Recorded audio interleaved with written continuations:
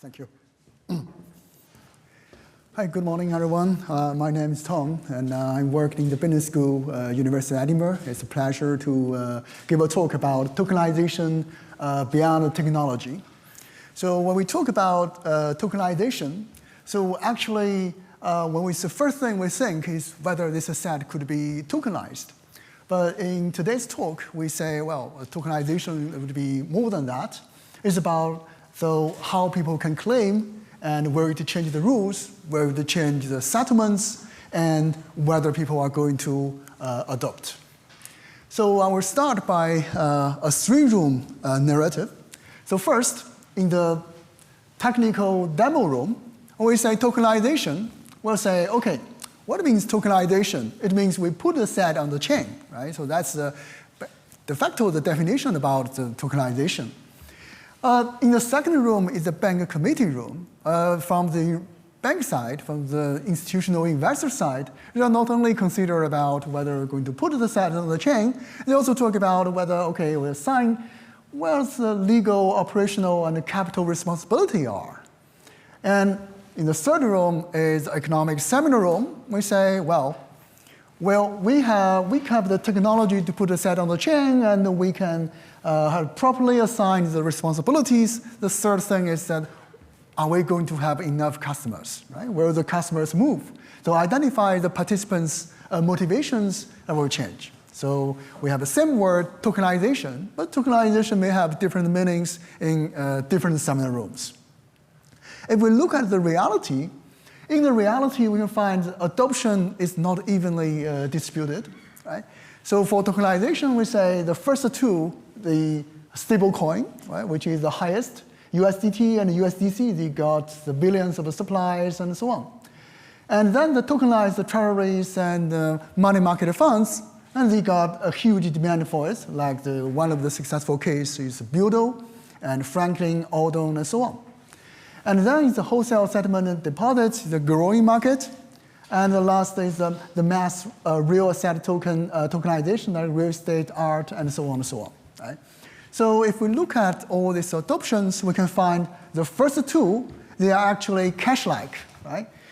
Cash-like and live where settlements and infrastructure is already worked. We already have the stablecoin infrastructure, and we have the money market funds infrastructure, and that's where these adoptions grow the fastest. So if we think about how a blockchain project could get adopted, it's when first people get information, right? People get information, and people think about which kind of commitment this new technology will bring up, right? Could we help us to make the promise that we cannot make the promise before, right? And then let's talk about, OK, what's the bargaining power? What's my bargaining power in the new game? It could be the case that it undermines my bargaining power, or it enhances my bargaining power in the new game when we try to cut the cake and take my piece. And it's about value sharing, and finally, they determine the adoption. So tokenization, well, here is a question at market scale. So the better question is not, we say, well, so can this asset be tokenized, right? So there are many assets that can be tokenized, that we said is we just want to put the asset on the chain, we say that's tokenization. There's a lot of assets that can be tokenized. But the better question is, which game does the tokenization can improve? Right? Does it improve the hold-up problem? That means, does it improve that? So sometimes I cannot make the commitment, but now with the help of the tokenization, I can make the commitment to the market, to my clients, so that can help to solve the market friction, which is a hold-up problem. Or it can mitigate the settlement risk, right? Or it can mitigate the coordinated fill-in between, in particular, when there's a lot of participants in the market, so we coordinate the participant to the same direction, and then that will create value. Or you help to reduce the rent extraction of a particular party so that you got a better distribution of the value sharing, right? So if the tokenization can change any of this or some of this, then the tokenization could say, OK, we can have a substantial improvement by tokenize this asset. Right. So technically, we say, in particular, we try to tokenize the real-world asset. We say we got a wrapper. We got a token wrapper of this asset. But a token is not just a wrapper when we try to put it on the market. So it's a bundle of market functions, right? So it's kind of shared infrastructure, we say, to representing claims, so what people can claim, and it helps the settlement, or it can help to control, let's say, control the transfer, control the freeze, and so on. That's exactly what a stablecoin has already done, right? And also help with redemption and reuse. Right? And we know blockchain help to do some kind of verification and help to define what the token represents. Right? So if we look at the adoption, we say we got a lot of features of the token, will the customer will buy or not, right? So, but this kind of adoption will not happen automatically, because what adoption is actually a game among parties is not just a feature list. Let's come to here the familiar process that we hear for the financial settlement. So our current finance system is not for efficiency. It's basically for safety, right? So because everything was heavily regulated and a lot of procedures need to manually verified and so on, right? So it's slow but familiar, and it's manual but trusted. And also, importantly, the rent is already allocated because there's an investment bank, commercial bank, and brokers, and so on, right? And exchanges. So different parties, they know what to do, and they know which piece of cake and they have in the whole pie. But if you try to move to the new game, let's say we want to tokenize the set. So tokenization first, we know it will get faster settlements, right? That's the one promising features of blockchain. And we got more reusable claims, right? But first, we got some new cost. For example, the integration cost, at least at the moment, we cannot have a full blockchain system. Normally, we got to tokenize the set, and we also need to make the tokenization to be compatible with the current accounting system. Right? So it's an integration cost, and a coordination cost, and the loss rent, and a new risk, right? Because, you know, there's a lot of intermediaries in financial world. So basically, the finance business is about intermediaries. So we try to get buyer and sellers, and somebody, the institutions was in between, and they try to match buyer and sellers, right? So if you use a blockchain tokenization, there must be some kind of disintermediary happens.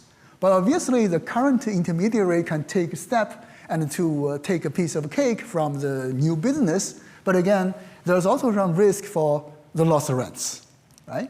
So when the player will adopt this kind of tokenization steps, and when this participant will not block, but to adopt this new technology, so they adopt it only if the new game pays them more than the old one, right? So that's a quite familiar story in business, right? So you got a better technology, a project can create a total value, right? Which is better than the old system, but it can still fail if the player who must move, who are the one who lose, right? So if the key player don't move, so the project cannot be guaranteed a success. So if we look at the question in the LAN, we can find, well, who gains, who lose, and who can block this kind of adoption, right? So this matrix basically show three parties. The first party is the issuer and fund manager for tokenization. So what they gain is quite clear, right? So what they gain is that they got a new distribution channel, they got new customers, and for example, crypto natives, and they got a faster transfer and a better fund transparency. But what did they lose? What they gain from being transparent, because being transparent means that you got better trust, you are better trusted. But you also get some loss because you become more transparent, because if you are more transparent, for example, if you're a fund manager, sometimes you want to secretly build up the position of a particular stock or particular assets. But if you are more transparent, well, people observe it, and then it's harder for you to adjust your position. So disclosure got a cost. You got more disclosure, you got a reputational risk, so that's a loss. So when the issuer and the asset manager will block it, well, if benefits are not large enough, well, they don't have much incentive to participate. On the intermediary side, the bank and the custodians, so obviously the gain is say, okay, blockchain automate things, right? In particular, we got a tokenized asset, we can automate a lot of transactions. So automation, collateral mobility, and all-day client service, and so on. But what did they lose? You know, intermediaries, not only just the intermediaries, also help with the reconciliation. So reconciliation rents, if with blockchain, if everything is automated, they lose the rent for reconciliation and the current workflow, right? So when they are going to block it, because if they control the key rails and the client relationships, they may worry that, okay, well, the tokenization will make the client relationship not that important, right? So that means they are losing their core competence. So that was something they are going to block it. On the regulator side, what do they get? Well, with blockchain, well, you get auditability, right? It's more transparency, shared record, and better compliance. You can compliance before, but not just after, use a monitoring tool. So what they lose is operational simplicity and the uncertainty and the control over risk channels. So what they are going to block it, so block it was probably because they want the legal comfort and institutional will not scale. Right? So when the adoption will be successful, the adoption only happens when the winning coalition is stronger than the status quo coalition. Right. So let's look at the case why the Buildo is a good case, right? Why Buildo works. So Buildo is a fund managed by BlackRock. So if we look at the demand, why there's a demand there? Because the crypto natives and institutional investors, they want the yields, but without leaving a digital rails.